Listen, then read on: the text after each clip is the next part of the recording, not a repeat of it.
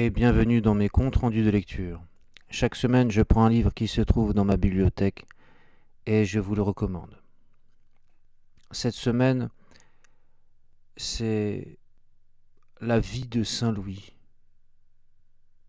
ou le livre des saintes paroles et des bons faits du roi Louis IX, comme l'a écrit ou l'a fait écrire son auteur, Jean de Joinville. Jean de Joinville, qui était donc un très proche de Saint-Louis, un très proche ami de Saint-Louis, et qui a fait rédiger et écrire les souvenirs euh, qu'il a conservés de la vie du roi Louis IX. Souvenirs d'autant plus importants que peu de temps après sa mort, au moins une vingtaine d'années après sa mort, après la mort du roi Louis IX, un procès en vue de sa canonisation a eu lieu et des enquêtes ont été menées. Et dans ce cadre, Jean de Joinville, qui était l'un des derniers compagnons de Saint-Louis encore vivant, a été sollicité pour donner des témoignages aux enquêteurs pontificaux au vu et en vue de la canonisation de Louis IX, afin de faire de Louis IX le roi que l'on connaît et le roi saint que l'on connaît, Saint Louis. Et avant de vous présenter plus en avant l'ouvrage et de parler de Jean de Joinville et de la relation particulière qu'il avait avec le roi Louis IX, je vais dire un mot de la couverture du livre. Alors c'est un livre spécifique, ce sont des éditions spécifiques que je ne vous recommande pas forcément d'acheter, puisque l'analyse scientifique, les commentaires et l'appareil de notation est indigent, sont indigents, et de fait ce n'est pas c'est un livre qui est beau, voilà, esthétiquement parlant, dont la couverture est belle, mais les éditions ne sont pas tout à fait recommandables. Ce sont en plus de vieilles traductions, de très anciennes traductions, souvent du 19e siècle, qui sont données telles quelles. Et les analyses scientifiques datent également du 19e siècle. Donc c'est dans ces éditions Jean de Bonneau. Mais je respecte la règle qui veut que je vous présente un livre de ma bibliothèque, et en l'occurrence le livre de la vie de Saint-Louis que j'ai dans ma bibliothèque, c'est celui-ci, euh, de Jean de Bonneau. Alors que dire de la couverture, nonobstant les fleurs de lys qui sont voilà, classiques, bien nous avons au centre du livre le sceau du roi Saint-Louis, sceau que le roi utilisait pour sceller tous ses actes normatifs, et pour apposer son sceau et sa signature. Et bien que dit ce sceau? Et bien on a le roi Saint-Louis qui est représenté sur ce trône et qui fait reposer ses pieds sur un trépied. On a une légende qui encercle le sceau, Francorum Rex Ludovicus Digra, et c'est-à-dire roi des Francs, Louis, roi des Francs par la grâce de Dieu. Et la titulature de roi des Francs est encore présente à ce moment-là, alors qu'on pourrait la remplacer par roi de France. Mais la transition vient tout juste de se faire. On utilise les deux titulatures, à la fois roi de France et roi des Francs encore à ce moment-là, puisque le souvenir de l'ancienne titulature qui est roi des Francs est encore tout à fait présente. Et donc les deux titulatures se valent, les deux titulatures sont crédibles.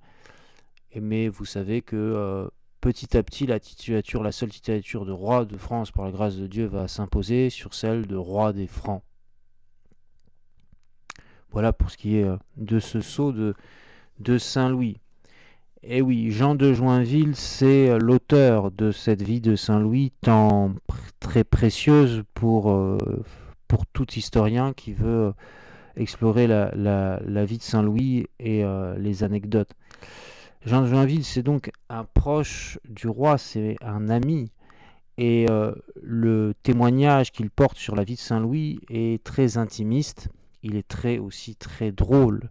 C'est un livre très drôle puisque Jean de Joinville n'est pas un auteur classique ou qui va user d'une plume plus ou moins soutenue pour faire une œuvre littéraire qui doit marquer ses contemporains. Non, c'est un seigneur avec ses habitudes et sa simplicité qui va justement, et tout bonnement parler de Saint-Louis tel qu'il l'a connu et avec un très fort attachement.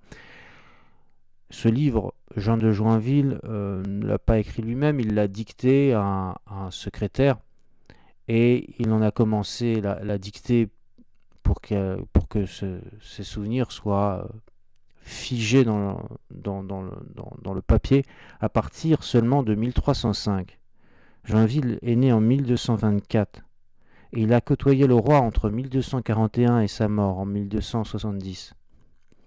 C'est-à-dire qu'il avait plus de 80 ans quand la comtesse de Champagne, dont il était le serviteur puisqu'il est sénéchal de Champagne depuis son plus jeune âge, depuis son adolescence, il est sénéchal de Champagne. Le sénéchal de Champagne, c'est un officier, un seigneur qui fait partie de la cour rapprochée du comte de Champagne et des comtes de Champagne. C'est donc un des grands compagnons du comte de Champagne et l'un de ses grands officiers qui a une place de choix dans le conseil du comte de Champagne.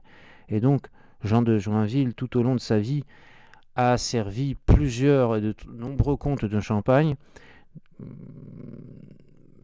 parce qu'il est mort, Jean de Joinville, à l'âge très vénérable et tout à fait exceptionnel pour l'époque, de 96 ans. Il est mort à 96 ans, rendez-vous compte. Il est mort en 1317. Et la comtesse de Champagne, l'une des dernières comtesses de Champagne qui a pu servir Jean de Joinville, qui était aussi la reine de France par son mariage avec Philippe le Bel, lui a demandé de fixer sur le papier les témoignages et ses souvenirs, et les souvenirs qu'il a du roi Saint-Louis, puisque Jean de Joinville n'a cessé, depuis son retour de la 7e croisade, de raconter ses souvenirs de croisée, de raconter les souvenirs qu'il avait du roi Saint-Louis, et il en était d'autant plus encouragé à partir du moment où Saint-Louis a été canonisé par le pape Boniface VIII, le 4 août 1297, puisque Saint-Louis a été passé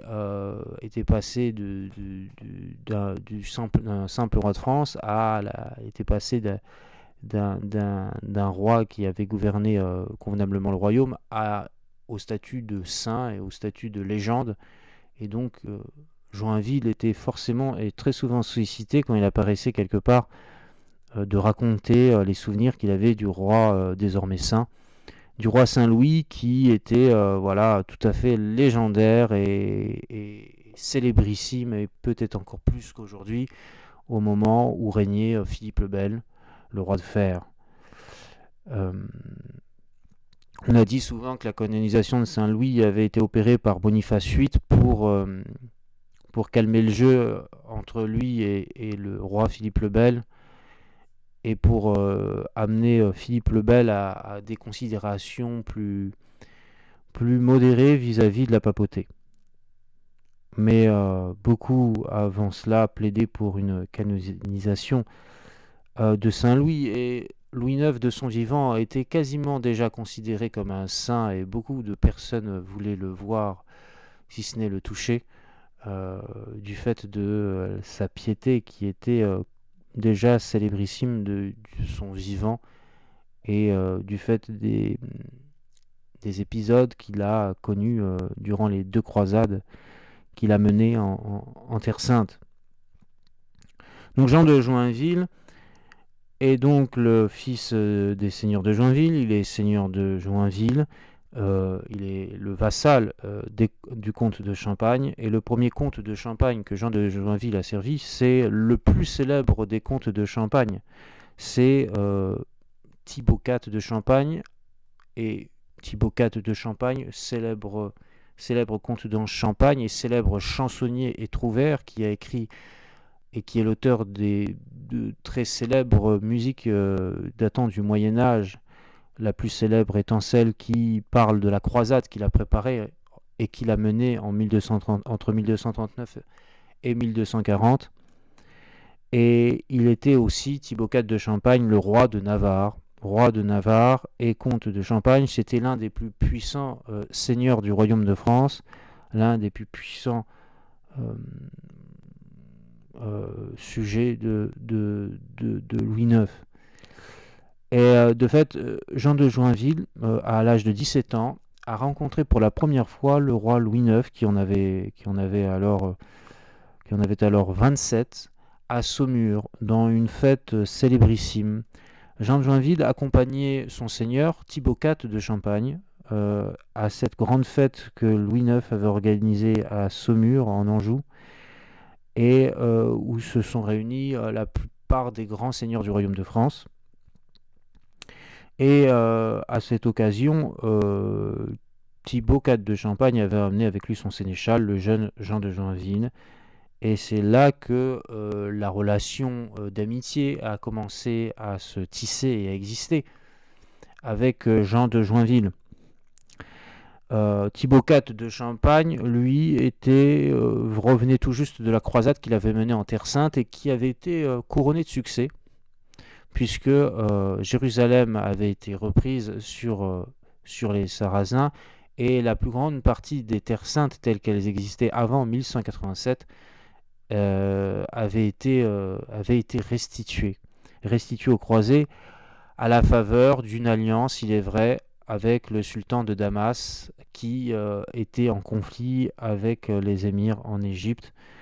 Ça s'inscrivait dans les conflits internes à l'islam entre les Ayyoubides, qui étaient les descendants de Saladin, et les Mamelouks, qui étaient des esclaves qui souvent se révoltaient et qui finalement vont ensuite prendre le dessus sur les descendants de Saladin. Et donc Thibaut IV de Champagne était de cette grande fête de Saumur, avec aussi Pierre Mauclerc, le duc de Bretagne, qui a lui aussi participé à la fête. Cette fête était tellement immense, il y avait tellement de chevaliers. Joinville la raconte et décrit cette fête en disant qu'il n'a jamais vu autant de seigneurs et de chevaliers rassemblés en un même point. Et lors de cette fête, Saint-Louis en a profité pour apanager son frère, l'un de ses frères cadets, Alphonse, en lui donnant le comté de Poitiers, qui était retourné à la couronne depuis les très grandes conquêtes du grand-père de Saint-Louis, Philippe Auguste, qui avait étendu le domaine royal et considérablement accru le domaine royal à la suite des guerres qu'il avait menées contre le roi d'Angleterre, Jean sans Terre. Et c'est à cette occasion que Saint-Louis à la fois adoube son frère, le fait chevalier, avec le comte de Dreux qui est aussi fait chevalier à cette occasion, et l'apanage du comté de Poitiers. Et on peut imaginer qu'à cette fête, les récits de la croisade qu'a menée Thibaut de Champagne et dont a été aussi acteur le duc de Bretagne, Pierre de Dreux, ont alimenté une partie de la fête, et le roi, qui n'a pas pu participer à la croisade parce que sa mère ne voulait pas et qu'il faisait encore confiance à sa mère à ce moment-là, a pu être piqué d'émulation pour les faits et les gloires de Thibaut de Champagne et de cette croisade des barons de 1239, et des récits qui ont été faits de Jérusalem, finalement Jérusalem a été visitée car elle a été reprise sur les Sarrasins. Donc ça a porté une certaine émulation. Pour tout dire, cette croisade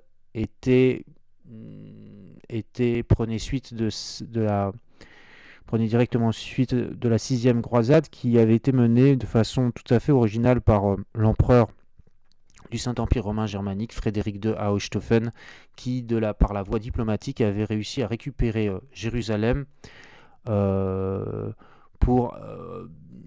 le cadre d'un traité de 10 ans qui courait de 1229 à 1239, et c'est en anticipant sur la fin de ce traité que cette croisade des barons avait été lancée pour sauver Jérusalem, qui était dépourvue de défense contre une tentative d'agression des Sarrasins et donc de reprise de la ville. Frédéric II, l'empereur Frédéric II, avait essayé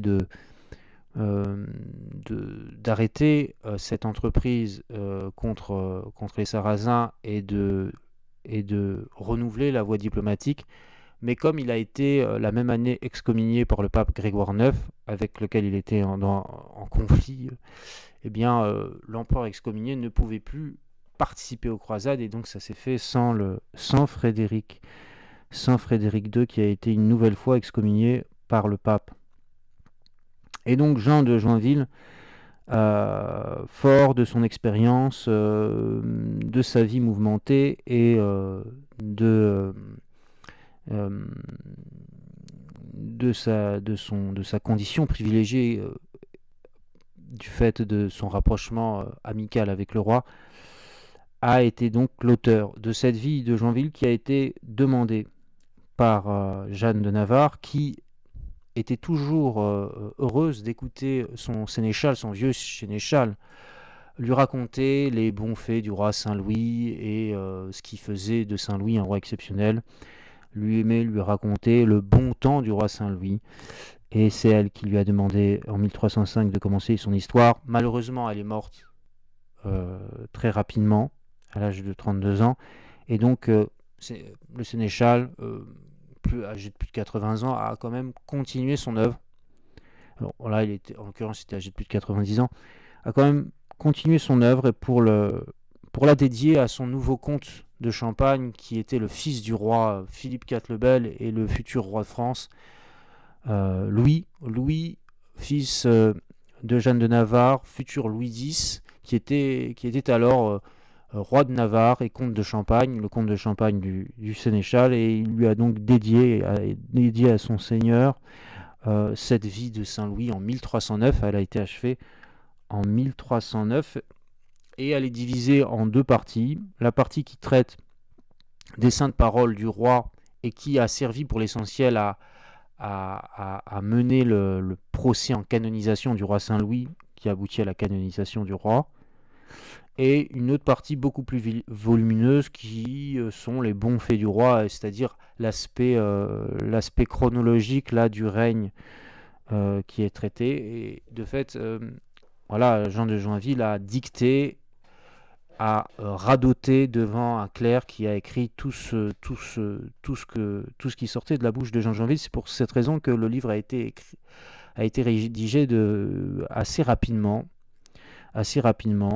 Et la rédaction ne se préoccupe pas trop du style. C'est vraiment un livre authentique, spontané, où il n'y a pas vraiment de plan. La division en deux parties est tout à fait déséquilibrée au profit de la partie chronologique qui parle des deux croisades de Saint-Louis. Et de fait, le livre est original, et aussi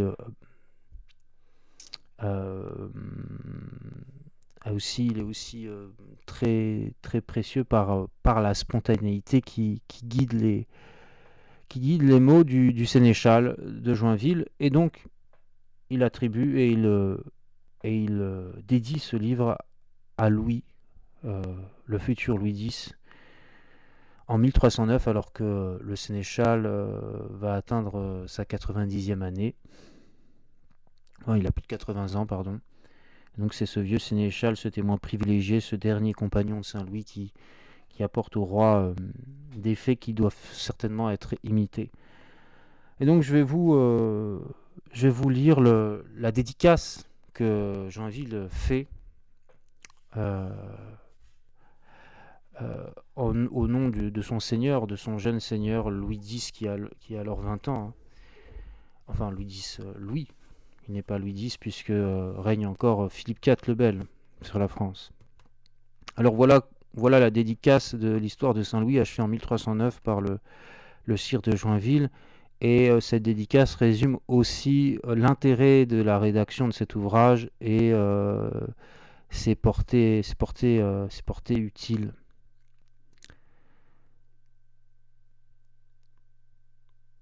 À son bon Seigneur Louis, fils du roi de France, par la grâce de Dieu roi de Navarre, comte palatin de Champagne et de Brie, Jean, sire de Joinville, son sénéchal de Champagne, salut et amour et honneur et son service disposé. Cher sire, je vous fais savoir que madame la reine votre mère, qui m'aimait beaucoup, à qui Dieu fasse bonne merci, me pria aussi instamment qu'elle put que je lui fisse faire un livre des saintes paroles et des bons faits de notre roi, de notre saint roi, Louis. Et je lui en fis la promesse. Et avec l'aide de Dieu, le livre est achevé en 2 parties. La première partie raconte comment il se gouverna toute sa vie selon Dieu et selon l'Église, et au profit de son royaume. La seconde partie du livre parle de ses grandes prouesses et de ses grands faits d'armes. Sire, parce qu'il est écrit « Fais premièrement ce qui appartient à Dieu, et il dirigera toutes tes autres besognes », j'ai tout d'abord fait écrire ce qui appartient aux 3 choses de susdites. C'est à savoir ce qui appartient au profit des âmes et des corps, et ce qui appartient au gouvernement du peuple. Et ces autres choses-là, je les ai fait écrire aussi à l'honneur de ce vrai saint, parce que par ces choses de susdites, on pourra voir clairement que jamais homme laïque de notre temps ne vécut si saintement pendant tout son temps, depuis le commencement de son règne jusqu'à la fin de sa vie. À la fin de sa vie, je n'y fus pas, mais le comte Pierre d'Alençon, son fils, y fut, qui m'aimait beaucoup, qui me raconta la belle fin qu'il fit, que vous trouverez écrite à la fin de ce livre. Et sur cela, il me semble qu'on ne fit pas assez pour lui, quand on ne le mit pas au nombre des martyrs, pour les grandes peines qu'il souffrit au pèlerinage de la croix, par l'espace de 6 ans que je fus en sa compagnie, et parce que surtout il imita notre Seigneur au fait de la croix. Car si Dieu mourut en croix, aussi fit-il, car il était croisé quand il mourut à Tunis. Le second livre parlera de ses grandes prouesses et de ses grandes hardiesses, qui sont telles que je lui vis 4 fois mettre son corps en aventure de mort, comme vous l'entendrez ci-après, pour épargner le dommage de son peuple. Donc le premier livre qui montre Louis IX comme un saint et un chrétien exemplaire, est le plus petit des deux livres. Et le second livre, que rédige Saint Louis sur les grandes prouesses du roi et ses grandes hardiesses, c'est le livre le plus vaste. Joinville est pieux, Joinville respecte la religion, mais Joinville est moins religieux que le roi. Et la division de l'ouvrage donne la faveur aux prouesses, aux faits guerriers, plutôt qu'aux enseignements chrétiens. Mais Saint Louis, même s'il est moins pieux, moins religieux que le roi, est quand même un très grand partisan de la religion chrétienne, et des fois il donne des conseils tout à fait opportuns au roi sur des questions morales qui scie tout à fait avec une vie sainte. Et l'ouvrage que nous avons là dispose aussi, non plus, il n'y a pas seulement que la vie de Saint Louis dans ce livre, il y a aussi le credo de Joinville et une lettre que Joinville adresse à Louis X, à Louis X, quand il est encore Louis X, quand il est devenu Louis X, son seigneur de Champagne, désormais roi de France. Voilà le credo de Joinville, qui est un credo personnalisé par l'imagination de Joinville, manifeste aussi la piété de Joinville, même s'il n'a pas été toujours saint et pas toujours pieux. Joinville a 10 ans de moins que le roi, et le roi, qui a 27 ans, quand il rencontre Joinville, qui en a 17, essaye de donner des leçons à Joinville, on le voit très clairement dans le livre, et d'être un peu son grand frère adoptif. Et ça donne des scènes très comiques, très drôles, entre le roi et Joinville, qui sont liés vraiment par une amitié très, très, très joyeuse. Et le roi s'enquiert souvent de la morale du sire de Joinville. C'est pour cette raison qu'à un moment, parmi tous les bons faits, les saintes paroles du roi Joinville se met en scène très régulièrement dans cette première partie.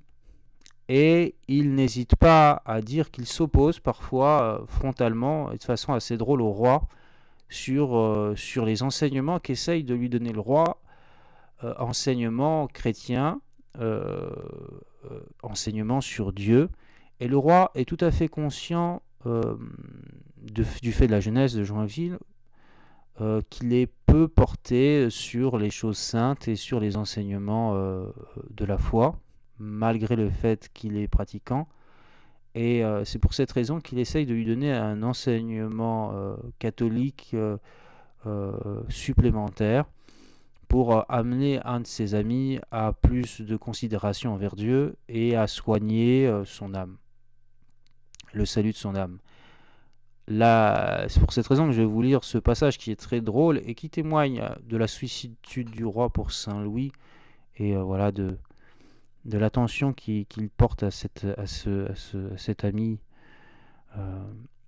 Et Saint Louis et passage qui témoigne aussi de la sincérité de Joinville à ce moment-là. Il n'essaye pas d'enjoliver sa position et il dit vraiment ce qu'il a pu dire au roi à ce moment-là et qui a pu un peu fâcher le roi. Alors regardez cette partie savoureuse des relations entre Saint-Louis et Joinville et cet échange.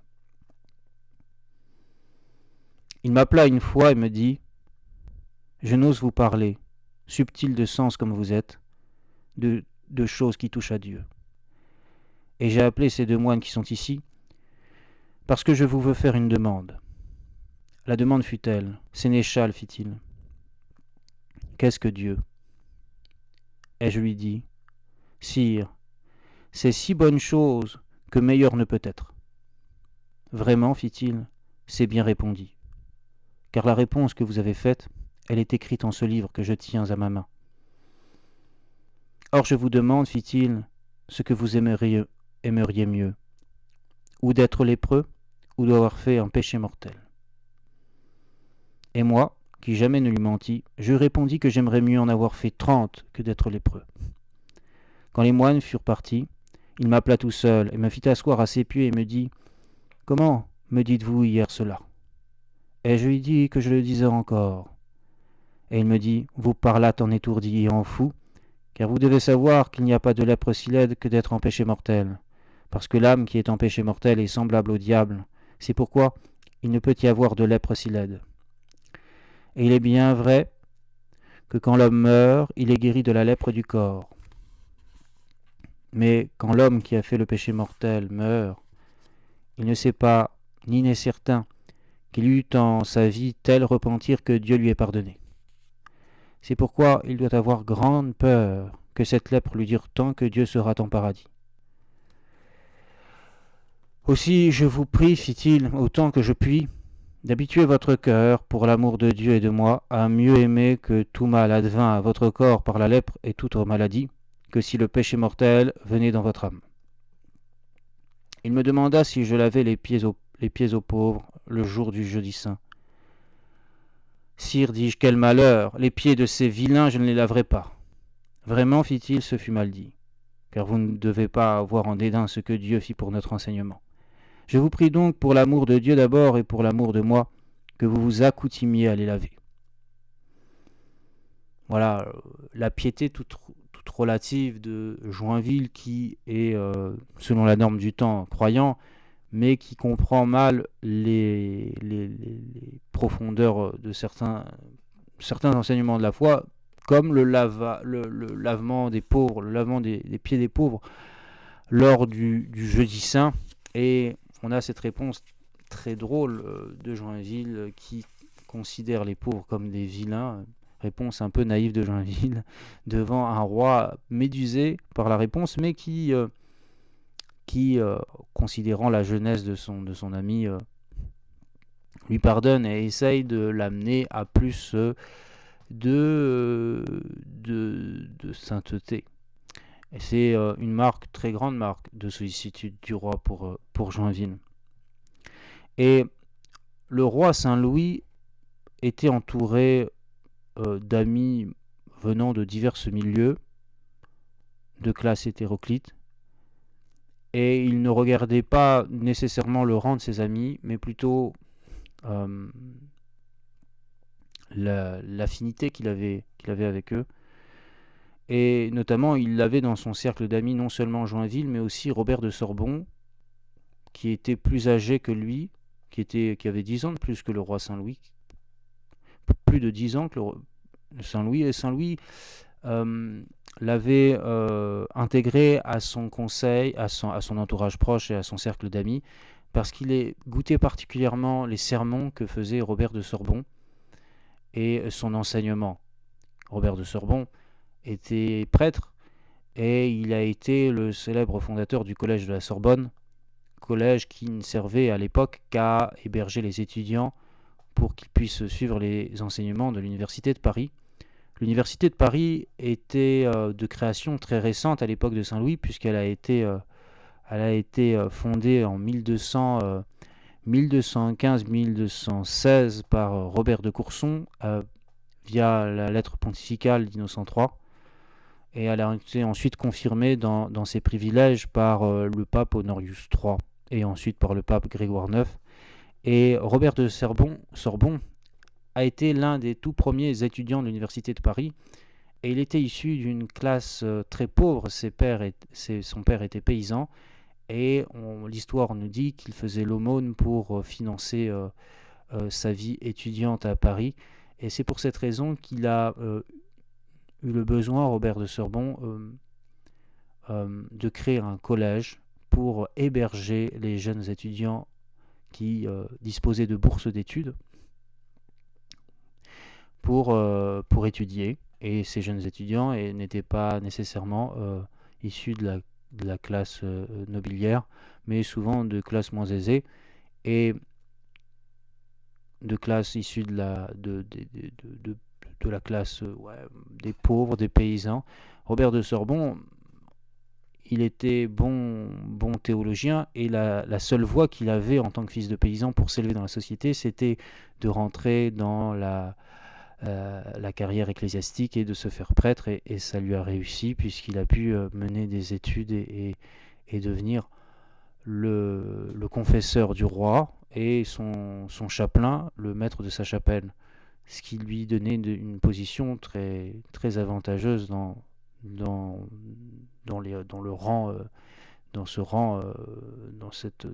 ce temps du royaume de France féodal. Et donc, soucieux que d'autres personnes venant du même milieu aient la même ascension que lui, eh bien, il a fondé ce collège qui était destiné à héberger les étudiants qui se destinaient souvent à la carrière ecclésiastique, puisque Paris était une université reconnue pour l'enseignement théologique qui était donné, la théologie étant la reine des disciplines à l'époque médiévale à l'université. Et pourquoi je vous parle de Robert de Sorbon et de son amitié avec Saint-Louis? Parce que Joinville parle du maître Robert, de maître Robert dans la vie de Saint-Louis, et c'est très amusant ce passage, puisque Robert de Sorbon, Saint-Louis et Joinville s'amusent comme des enfants de 4 ans, se chamaillent comme des enfants de 4 ans sur des broutilles. Et ça montre tout le climat joueur qui régnait autour du roi Louis IX, et cette complicité qui pouvait être tissée entre ses amis. Et ça montre aussi l'esprit très, très, très nuancé du roi Louis IX, et la grande attention qu'il avait de ses amis, puisque il ménage à la fois dans ce passage Robert de Sorbon, il ménage l'amitié de Robert de Sorbon en le défendant contre les attaques de Joinville, et il ménage aussi son amitié avec Joinville en lui disant qu'il était bien obligé de défendre Robert contre les attaques dont il a été victime de la part de Joinville. Alors lisons ce passage qui est l'un des plus drôles certainement de la première partie du livre de Joinville. Maître Robert de Sorbon, pour la grande renommée qu'il avait d'être prud'homme, il le faisait manger à sa table. Un jour, il advint qu'il mangeait à côté de moi, et que nous causions bas l'un avec l'autre. Le roi nous reprit et dit, « Parlez haut, fit-il, car vos compagnons croient que vous pouvez médire d'eux. Si vous parlez, en mangeant de choses qui nous doivent plaire, parlez haut, ou sinon taisez-vous. » Quand le roi était en gaieté, il me disait, « Sénéchal, dites les raisons pourquoi Prud'homme vaut mieux que Béguin. » Alors donc commençait la discussion entre moi et maître Robert, quand nous avions longtemps disputé. Alors le roi rendait sa sentence et disait ainsi, « Maître Robert, je voudrais bien avoir le nom de Prud'homme pourvu que je le fusse, et tout le reste, je vous le laisserai, car ce nom de Prud'homme est si grande chose et si bonne chose que, même à le prononcer, il emplit la bouche. » Au contraire, il disait que c'était mauvaise chose de prendre le bien d'autrui, car rendre était si dur que, même à le prononcer, rendre écorchait la gorge par le R qui y sont, lequel signifie les râteaux du diable, qui toujours tirent en arrière ceux qui veulent rendre le bien d'autrui. Là, je vais raccourcir le passage, puisque je me suis trompé, mais bon, ça montre déjà que Maître Robert et Joinville étaient des commensaux à la table du roi, les compagnons, et de très proches du roi Saint-Louis. La partie la plus drôle, c'est celle-ci où Robert de Sorbon va quereller Joinville, et le roi va les calmer en s'entremettant et en séparant ces deux amis qui étaient en train de se quereller. Le Saint-Roi fut à Corbeil un jour de Pentecôte, là où il y avait 80 chevaliers. Le roi descendit après dîner au préau, sous la chapelle, et il parlait à l'entrée de la porte au comte de Bretagne, le père du duc qui est à présent. Que Dieu garde. Maître Robert de Sorbon me vint quérir là, et me prit par le bout de mon manteau, et me mena au roi. Et tous les autres chevaliers vinrent après nous. Alors je demandai à Maître Robert, « Maître Robert, que me voulez-vous » Et il me dit, « Si le roi s'asseyait dans ce préau, et si vous alliez vous asseoir sur son banc plus haut que lui, je vous veux demander si on vous en devrait bien blâmer. » Et je lui dis que oui. Et il me dit, « Donc vous faites chose bien à blâmer, quand vous êtes plus noblement vêtu que le roi, car vous vous vêtez de vert et de drap vert, ce que le roi ne fait pas. » Et je lui dis, « Maître Robert, sauf votre grâce, je ne fais rien à blâmer, si je me mets de drap vert et de vert, car c'est l'habit que me laissèrent mon père et ma mère. Au contraire, vous faites chose à blâmer, car vous êtes fils de vilain et de vilaine, et avez laissé l'habit de votre père et de votre mère, et êtes vêtu de plus riche comme l'un que le roi ne l'est. » Et alors je pris le pan de son surcot, et du surcot du roi, et lui dis, « Oh, regardez si je dis vrai. » Et le roi se mit à défendre maître Robert en parole, de tout son pouvoir. Après ces choses, monseigneur le roi appela monseigneur Philippe son fils, le père du roi qui est à présent, et le roi Thibaut, et s'assit à l'entrée de son oratoire, et mit la main à terre, et dit, « Asseyez-vous ici bien près de moi, pour qu'on ne nous entende pas. »« Ah, sire, firent-ils, nous n'oserions nous asseoir si près de vous. » Et il me dit, « Sénéchal, asseyez-vous ici. » Ainsi fis-je si près de lui que ma robe touchait à la sienne.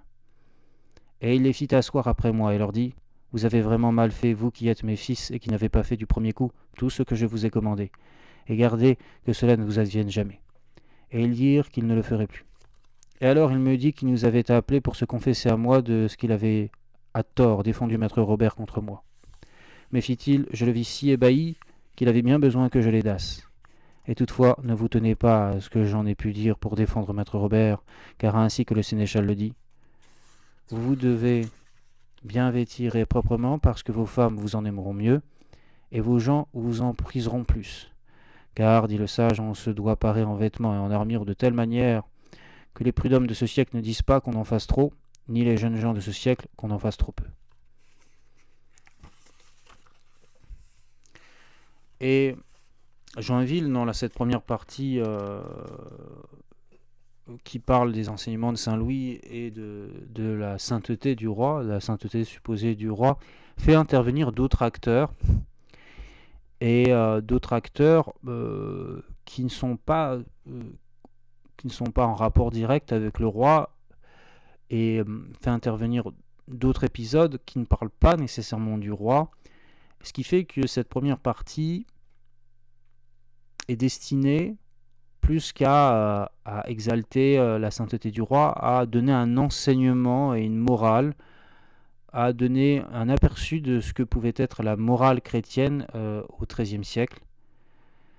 Et ce qui me fait dire ça, c'est ce passage où c'est l'évêque de Paris qui est mise en scène devant un théologien. Un théologien, c'est certainement un professeur de l'Université de Paris qui doute des sacrements de l'autel.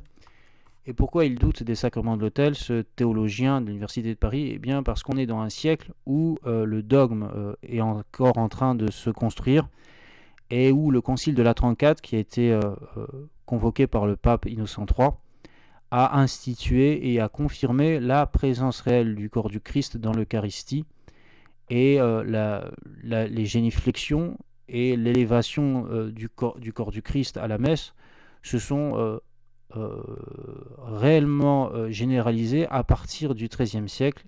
Et donc le règne de Saint Louis s'inscrivait dans ce cadre. C'est pour cette raison que ce nouveau dogme sur la présence réelle du corps du Christ dans l'hostie et dans ce morceau de pain a pu désarçonner certains théologiens et certains grands universitaires de l'Université de Paris, ce qui a donné lieu à cette scène qui est décrite dans la vie de Saint Louis de Joinville, où l'évêque de Paris essaye de rassurer un théologien sur les tribulations qui parcourent son être et sur les tiraillements dont il est victime, pour lui dire qu'il ne doit rien craindre de la colère de Dieu et qu'il peut douter, mais qu'il doit combattre ses doutes. Alors regardez ce passage qui dit beaucoup de choses de l'environnement religieux qui était alors celui du XIIIe siècle en France. Il me dit que l'évêque Guillaume de Paris lui avait conté qu'un grand maître en théologie était venu à lui. Et il lui avait dit qu'il voulait lui parler. Et l'évêque lui dit « Maître, dites ce que vous voulez. » Et comme le maître pensait parler à l'évêque, il commença à pleurer très fort. Et l'évêque lui dit « Maître, parlez, ne vous découragez pas, car nul ne peut empêcher que Dieu ne puisse plus pardonner. » Et je vous le dis, sire, dit le maître, je n'en puis, mais si je pleure, car je pense être mécréant, parce que je ne puis forcer mon cœur à croire au sacrement de l'autel, tout comme la Sainte Église l'enseigne, et pourtant je sais bien que c'est des tentations de l'ennemi. Maître, fit l'évêque, dites-moi, quand l'ennemi vous envoie cette tentation, si elle vous plaît. Et le maître dit, sire, au contraire, cela m'ennuie autant que chose me peut ennuyer. Or je vous demande, fit l'évêque, si vous prendriez ni or ni argent à condition que vous feriez sortir de votre bouche nulle chose qui fût contre le sacrement de l'autel ou contre les autres saints sacrements de l'Église. Moi, sire, fit le maître, sachez qu'il n'est nulle chose au monde que je prise à cette condition. Mais j'aimerais mieux qu'on m'arrachât tous les membres du corps que de rien dire de pareil. Maintenant, je vous dirai autre chose, fit l'évêque. Vous savez que le roi de France guerroie avec le roi d'Angleterre, et vous savez que le château qui est le plus sur la frontière d'entre deux, c'est La Rochelle, en Poitou. Or, je vous veux faire une demande. Si le roi vous avait donné à garder La Rochelle, qui est sur la mauvaise frontière, et qu'il m'eût donné à garder le château de Montlhéry, qui est au corps de la France et en terre de paix, auquel le roi devrait-il savoir meilleur gré à la fin de sa guerre, ou à vous qui auriez gardé La Rochelle sans perdre, ou à moi qui lui aurais gardé le château de Montlhéry sans perdre. Au nom de Dieu, sire, fit le maître, ce serait à moi qui aurais gardé La Rochelle sans perdre. Maître, dit l'évêque, je vous dis que mon cœur est semblable au château de Montlhéry, car je n'ai nulle tentation ni nul doute sur le sacrement de l'autel. À cause de quoi je vous dis que pour une fois que Dieu me sait gré de ce que j'y crois fermement et en paix, Dieu vous en sait gré 4 fois, parce que vous lui gardez votre cœur dans la guerre de tribulation, et avez si bonne volonté envers lui, que vous, pour aucun bien sur la terre, ni pour mal confier à votre corps, vous ne l'abandonneriez. Donc je vous dis que vous soyez tout aise, car votre état plaît mieux à notre Seigneur en ce cas que ne fait le mien. Et quand le maître ouït cela, il s'agenouilla devant l'évêque et se tient bien pour satisfait.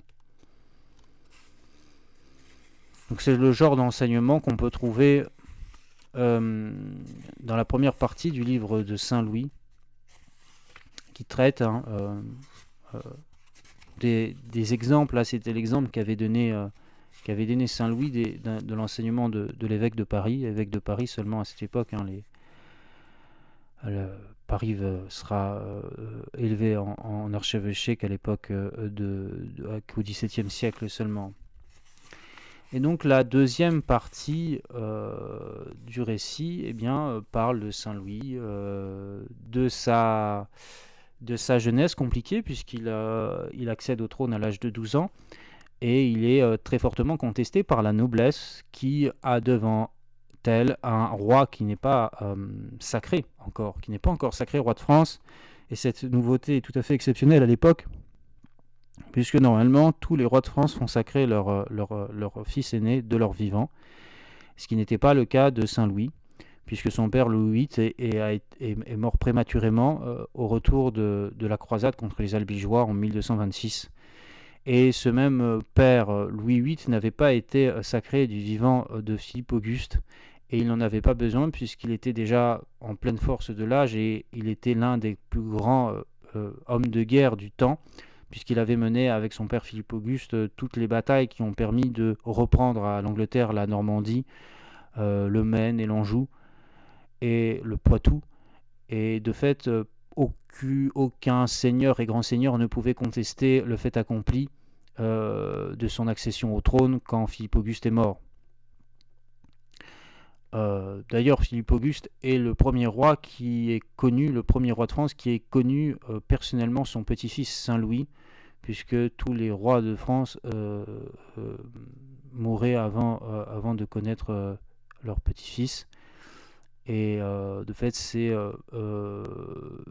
un moment clé de la construction de la dynastie capétienne. C'est quand on n'a plus besoin de légitimer son pouvoir. Les Capétiens n'ont plus besoin de légitimer leur pouvoir en sacrant de leur vivant leur fils aîné, mais que l'héritage soit maintenant naturel et n'ait pas besoin d'un sacre pour se faire ainsi. Ça a posé quelques problèmes à Saint-Louis, qui n'était pas sacré, et certains grands seigneurs, dont Pierre de Dreux, duc de Bretagne, ont voulu en profiter pour amenuiser le pouvoir du roi, voire lui contester la succession au trône. Mais Blanche de Castille a été une mère très, très fidèle et très efficace pour défendre les intérêts de son fils, et c'est ce qui explique aussi l'attachement incomparable qu'avait Saint-Louis pour sa mère, et Saint-Louis le dit lui-même dans la vie de Joinville qu'il doit beaucoup à sa mère qui lui a gardé son trône et qui a défendu ses intérêts. Cette mère était un peu envahissante puisqu'elle s'ingérait dans les relations entre Saint-Louis et sa femme, Marguerite de Provence. Mais Louis IX ne pouvait pas renier sa mère du fait de la grande dette qu'il avait envers elle. Et donc le second passage parle de Saumur, du moment où Saint-Louis convoque cette grande assemblée à Saumur en 1241, cette fête qu'on appelle la non-pareille, parce qu'il y a eu un tel foisonnement de chevaliers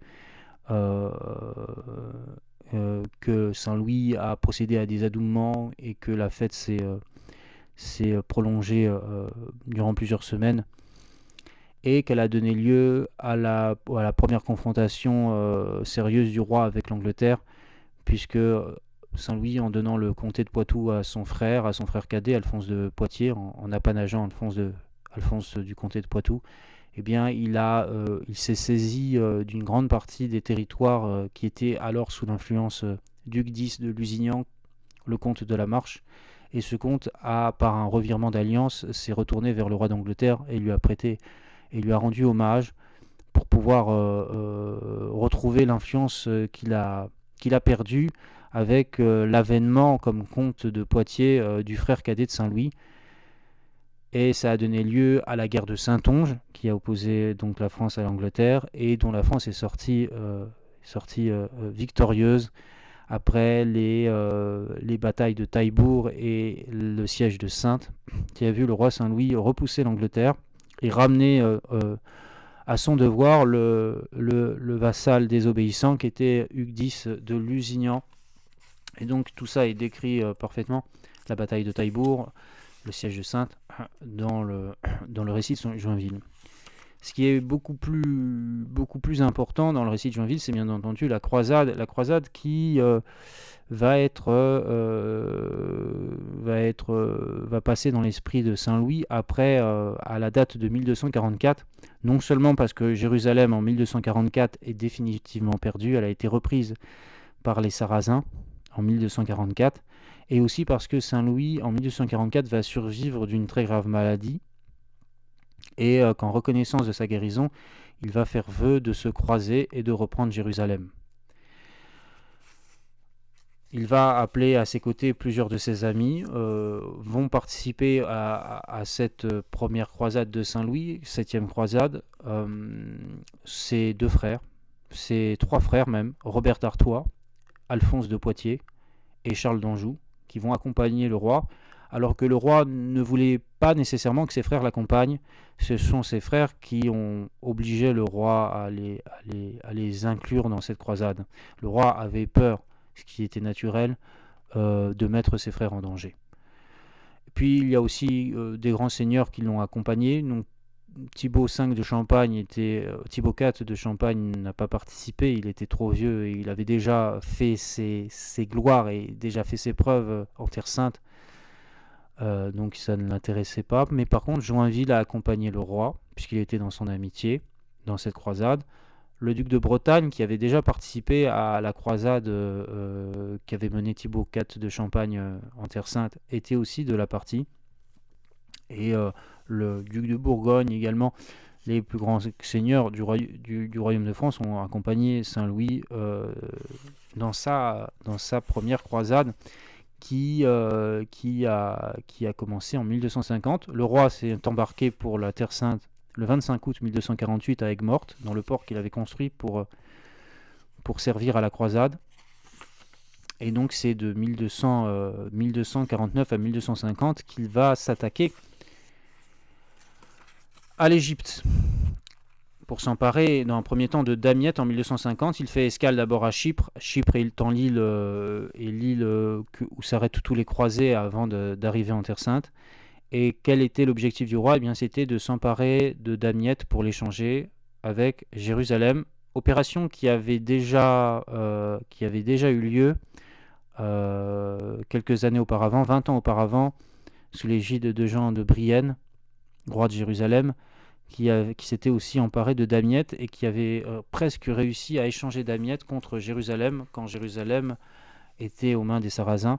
Et Saint-Louis voulait renouveler la même stratégie en s'emparant de Damiette dans un premier temps pour l'échanger contre Jérusalem, mais des dissensions internes au califat d'Égypte, à la dynastie Ayoubide, ont fait échouer ce projet, puisqu'il y a eu, au moment où Saint-Louis a pris Damiette, puis a été battu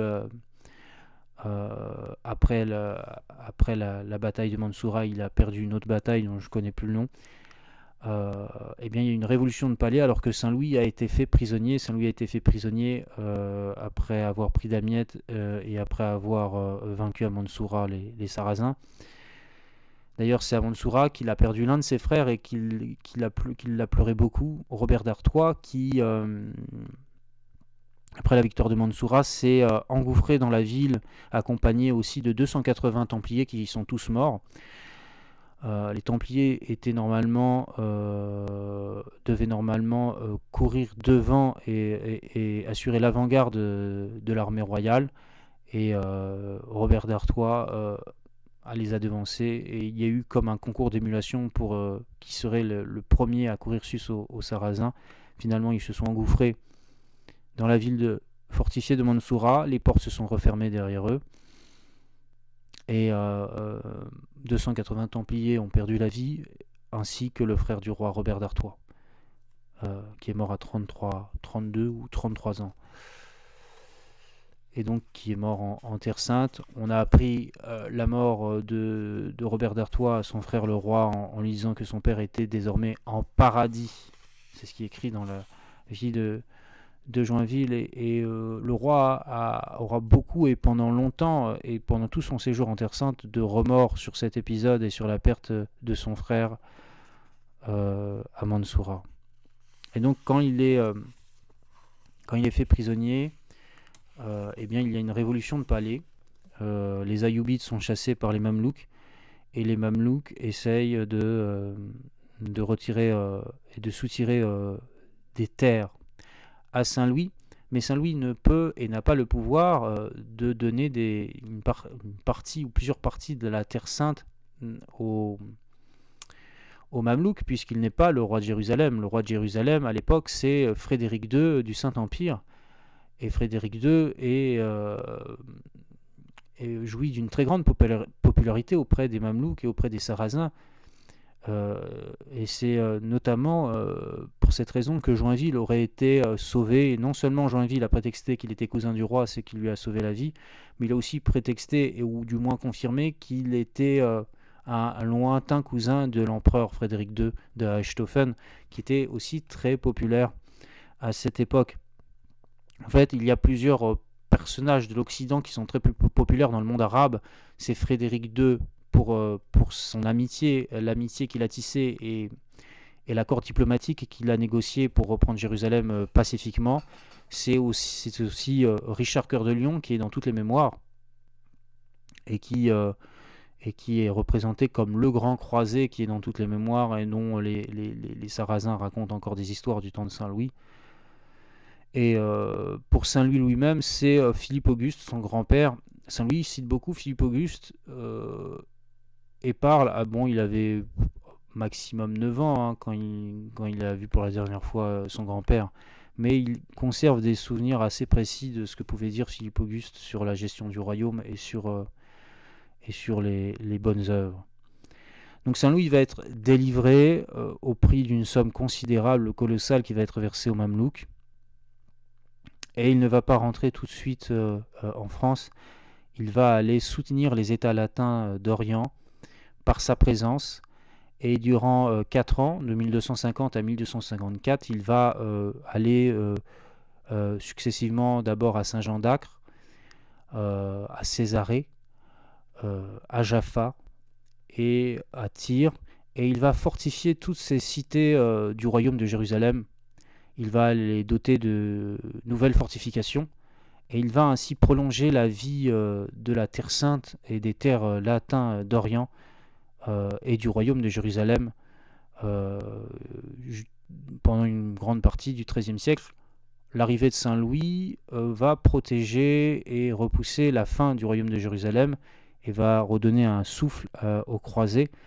L'ordre de l'hôpital et l'ordre des Templiers qui tenaient alors le royaume de Jérusalem en l'absence du roi titulaire de Jérusalem qui était Frédéric II du Saint-Empire, puis ensuite ses enfants, qui bien entendu étaient à la fois roi de Jérusalem et Saint-Empereur romain et Saint-Empereur de l'Empire, empereur de l'Empire romain, du Saint-Empire romain germanique. Il est naturel qu'ils étaient plutôt en Italie du Sud, là où avait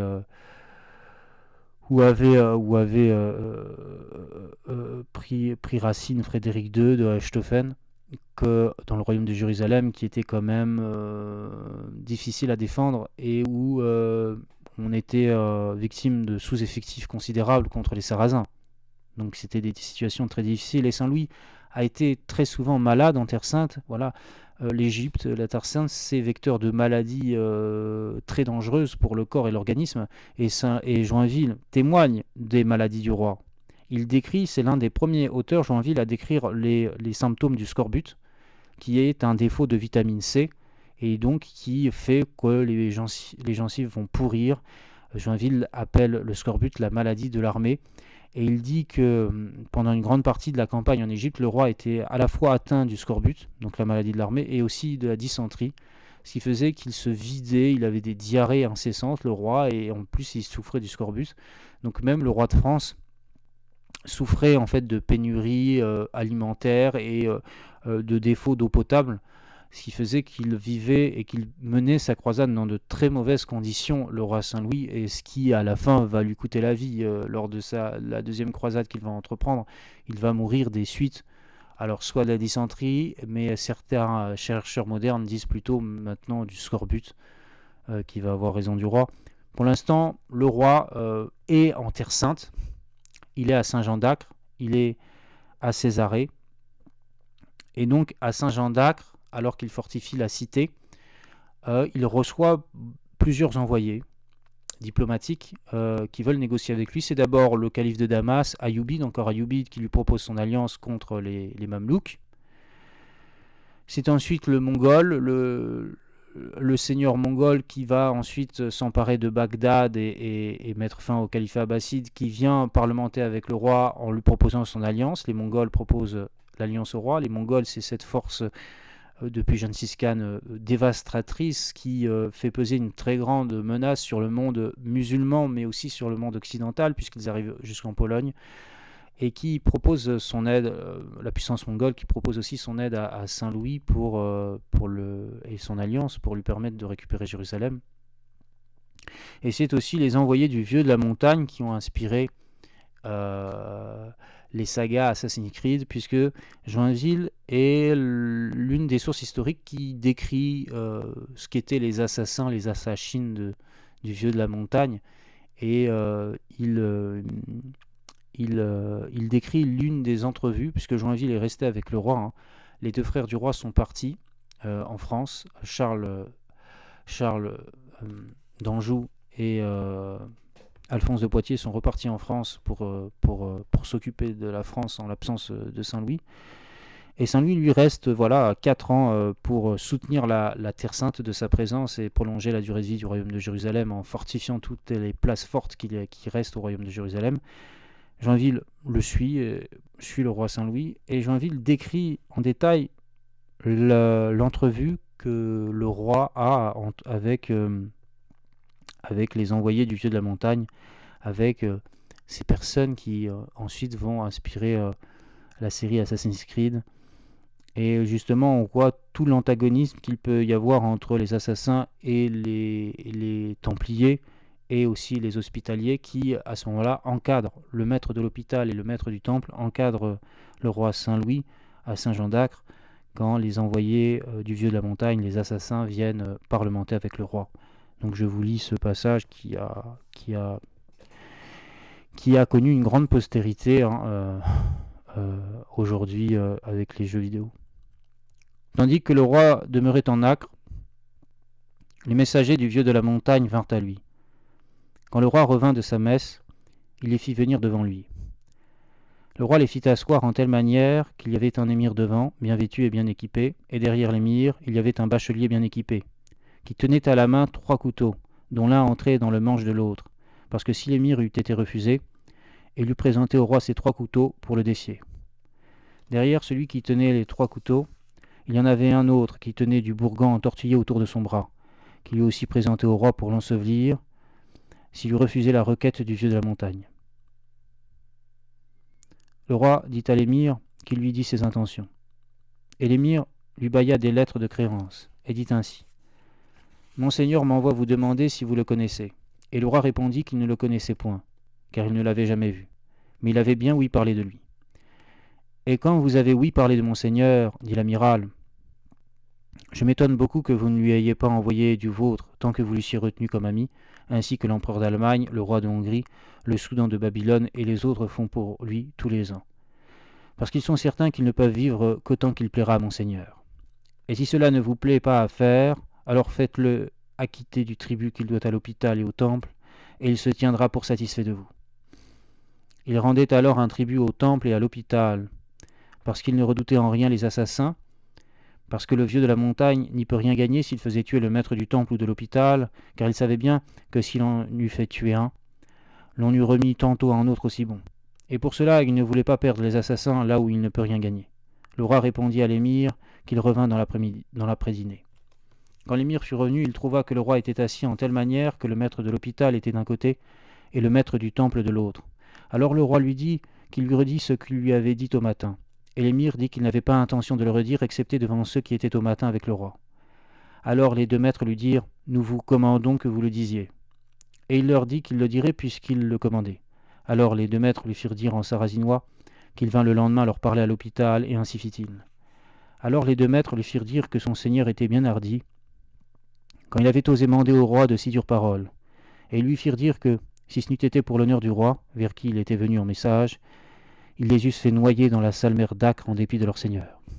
Et nous vous commandons que vous vous en retourniez vers votre seigneur, et que dans la quinzaine vous soyez ici de retour, et que vous apportiez au roi la part de votre seigneur, des lettres et des joyaux, tels que le roi s'en tienne satisfait, et qu'il vous en sache bon gré. Dans la quinzaine, les messagers du vieux de la montagne revinrent en Acre, et apportèrent au roi la chemise du vieux, et ils dirent au roi, de la part du vieux, que c'était signe que comme la chemise est plus près du corps que nul autre vêtement, de même, le vieux voulait tenir le roi plus près de son amour que nul autre roi. Et il lui envoya son anneau, qui était d'or très fin, là où son nom était écrit. Et il lui manda que par son anneau, il épousait le roi, car il voulait que dorénavant ils fussent tout un. Entre autres joyaux qu'il envoya au roi, il lui envoya un éléphant de cristal très bien fait, et une bête qu'on appelle girafe, aussi en cristal, des pommes de diverses espèces en cristal, et des jeux de table et d'échecs, et toutes ces choses étaient semées de fleurs d'ambre, et l'ambre était lié au cristal par de belles vignettes de bon orphin. Et sachez que sitôt que les messagers ouvrirent leur écrin là où ces choses étaient, il sembla que toute la chambre fût embaumée, tant elle fleurait bon. Le roi envoya ses messagers au vieux, et lui renvoya une grande foison de joyaux, draps d'écarlate, coupes d'or et freins d'argent, et avec les messagers il y envoya frère Yves le breton, qui savait le sarrasinois. Et frère Yves trouva que le vieux de la montagne ne croyait pas en Mahomet, mais croyait à la loi d'Ali, qui fut oncle de Mahomet. Bon, ok. Là, on a cette entrevue, cette relation que finalement le roi Saint-Louis tisse avec le vieux de la montagne, le maître des assassins. Et on voit aussi que le roi, en l'absence du roi de Jérusalem, est considéré comme le souverain par intérim du royaume de Jérusalem, puisqu'il est, assisté du maître de l'hôpital et du maître du temple qui écoutent finalement le roi. Et puis il y a un moment donné dans le séjour que Saint Louis passe, c'est dit dans, c'est dit dans le livre de Joinville, dans les 4 ans que Saint Louis passe en Terre Sainte, il est amené, Saint Louis, à sermonner le maître du temple et le maître de l'hôpital quand ils ne lui obéissent pas. Ce qui veut bien dire que même si Saint Louis a reconnu qu'il était incompétent dans le fait de donner des terres aux Mamelouks pour être délivré, il est quand même de fait le roi de Jérusalem, ou en tout cas le maître du royaume de Jérusalem par intérim, quand il est lui-même présent sur les lieux. Et donc la fin nous dit bien il nous rappelle que les assassins étaient des chiites et qu'ils étaient en rivalité avec les sunnites. Et donc voilà, le roi continue de fortifier Césarée, de fortifier Saint-Jean d'Acre, et vous avez à Césarée, vous avez encore les très belles et grandes fortifications qui datent du règne de Saint-Louis et qui n'ont pas bougé. Saint-Louis a vraiment consolidé les fortifications et a rendu la reconquête des États latins d'Orient par les Arabes très dure de par les fortifications qu'il a été amené à faire durant son séjour en Terre Sainte. Joinville dit que ça tient au miracle que le roi n'ait pas été attaqué au moment où il séjournait en Terre Sainte et où il menait toutes ces opérations de fortification et de redressement des places en Terre Sainte, parce qu'il était accompagné de très peu de chevaliers. Il était accompagné de Joinville et aussi de beaucoup de chevaliers de Champagne, mais cela n'aurait pas suffi en cas d'attaque massive des Sarrasins. Donc il tient ça du fait que le roi était saint et que Dieu l'a préservé d'une attaque des Sarrasins et a prolongé pour un temps la durée de vie du royaume de Jérusalem.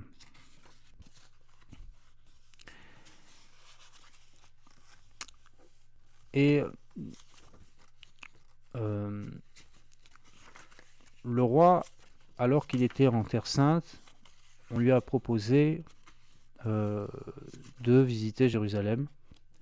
Et il a refusé. Il a refusé pour suivre l'exemple de Richard Cœur de Lion, qui avait refusé de visiter le Saint-Sépulcre parce qu'il n'avait pu obtenir la reddition de Jérusalem et le retour de Jérusalem dans son giron. Et donc là, on a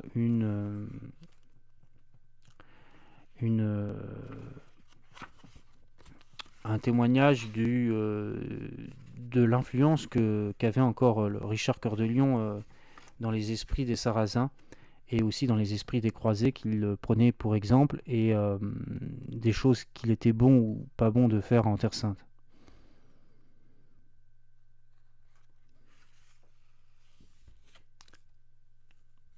Tandis que le roi était à Jaffa, On lui dit que le Soudan de Damas lui permettait bien d'aller en Jérusalem et avec un bon sauf-conduit. Le roi en tint un grand conseil, et le résultat du conseil fut tel que personne n'engagea le roi à y aller, puisqu'il eût fallu qu'il laissât la cité en la main des Sarrasins. L'on en montra au roi un exemple qui fut tel que quand le grand roi Philippe partit d'Acre pour aller en France, il laissa toutes ses gens demeurer dans le camp avec le duc Hugues de Bourgogne, aïeul de ce duc qui est mort en dernier.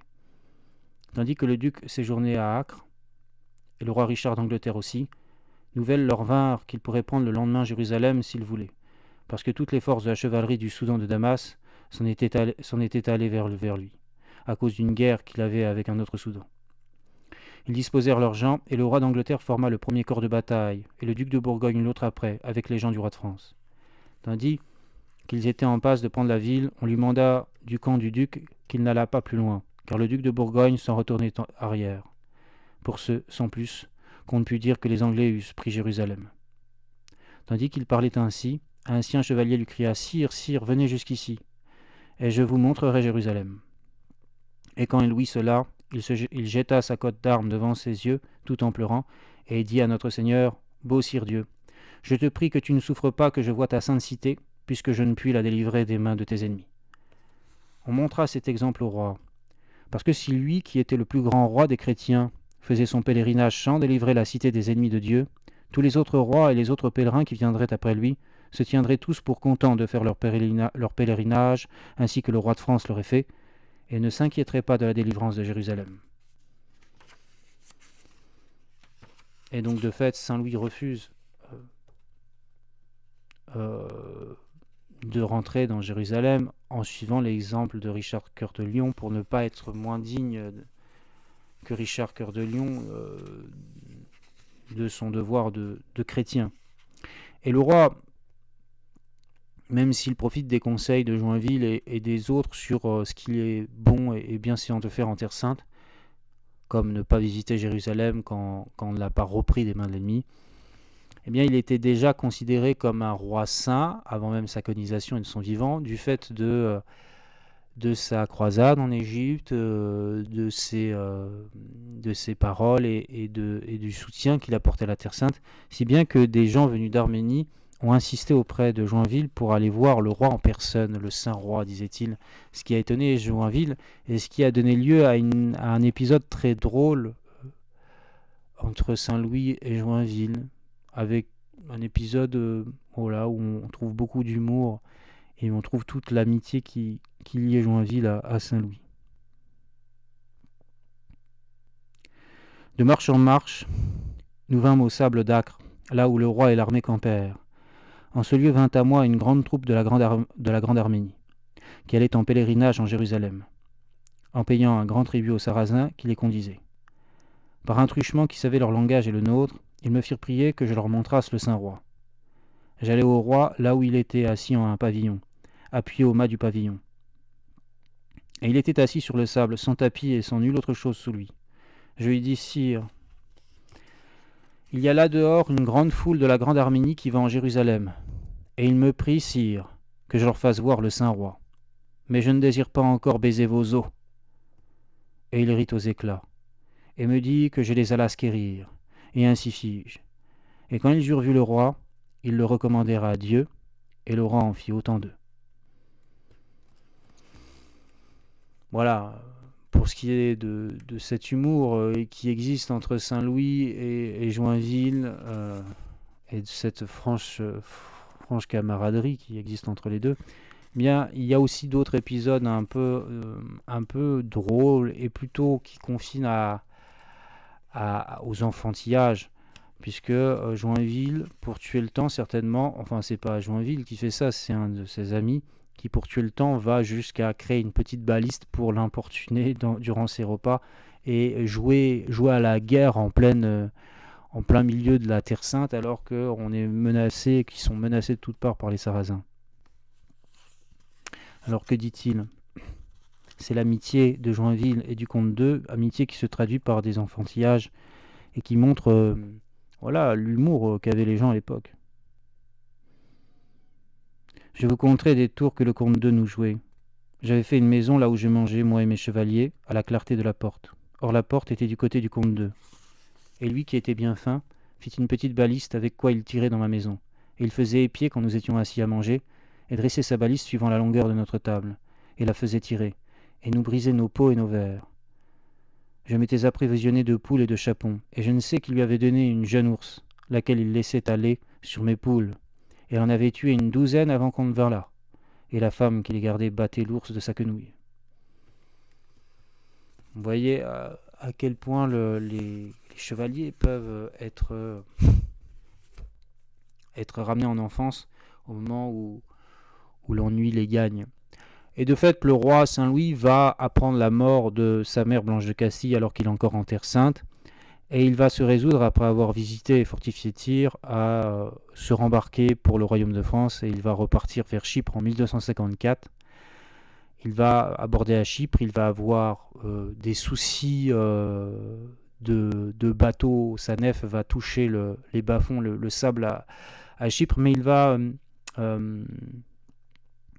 persévérer dans le fait qu'il faut utiliser la même nef pour ne pas laisser des centaines et des centaines de gens à Chypre, et il va risquer sa vie en utilisant cette nef abîmée pour aller jusqu'en France, et il va débarquer dans le domaine de son frère cadet, Charles d'Anjou. Il va débarquer à Hyères,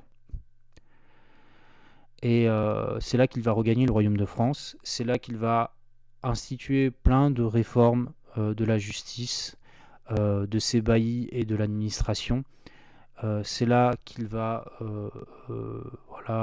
finaliser les constructions diverses et variées qui s'imposaient en France, qu'il va reprendre les rênes de l'État, et finalement, Joinville parle des grandes réformes que fait Saint-Louis dans son ouvrage.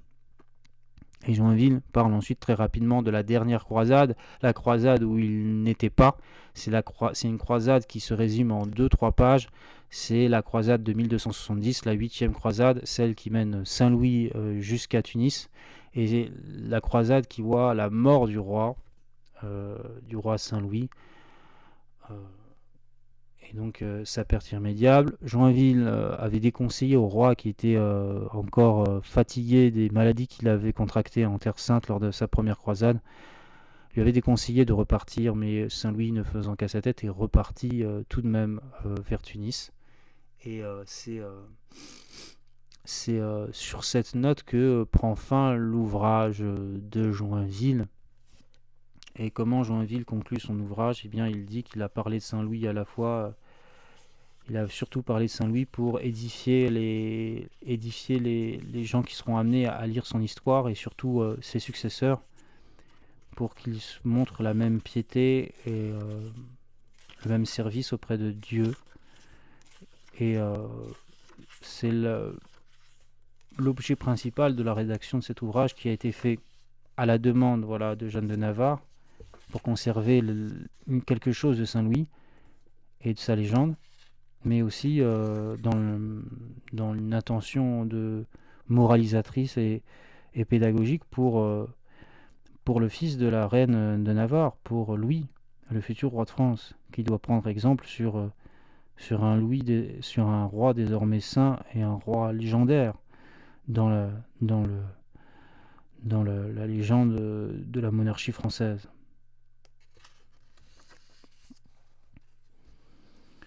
Donc c'est sur cette conclusion de Joinville que j'arrêterai mon compte-rendu de lecture. Et voilà, je vous lis la conclusion de Joinville, qui prend la date de 1309 comme un aboutissement d'ouvrage.